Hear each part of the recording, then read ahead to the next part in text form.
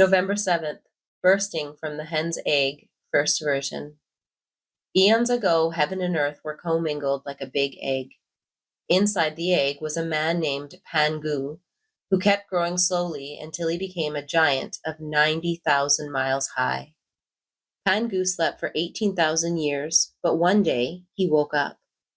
Pangu opened his eyes, but all he could see was darkness. Feeling bored, he picked up an axe and swung it. Boom! The big egg was split into two parts. The lighter part rose high and became heaven. The heavier part sank and became earth. Pangu feared that heaven and earth would reunite, so he stood up and propped them apart like a pillar.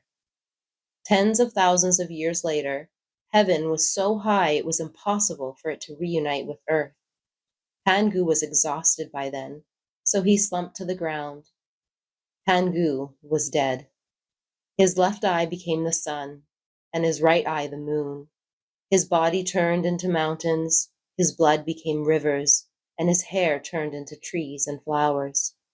His bones became metals and hard rocks, and his sweat produced rain and dew.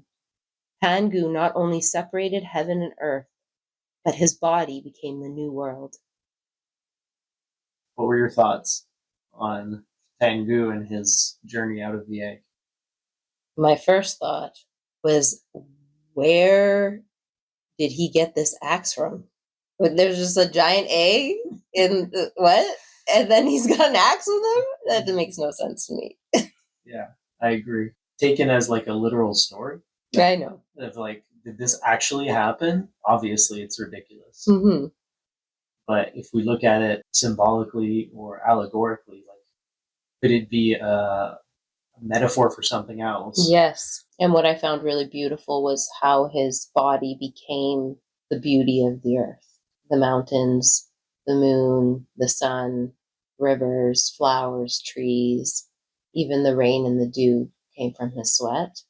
He separated the heavens and the earth, but then he gave his life for it to become beautiful and for it to thrive.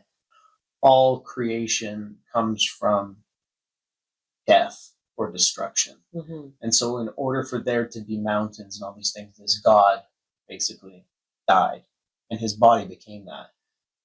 If I map that out to how we understand nature and the cosmos, all the elements that make up Earth came from a star that went supernova, literally exploded billions of years ago, right?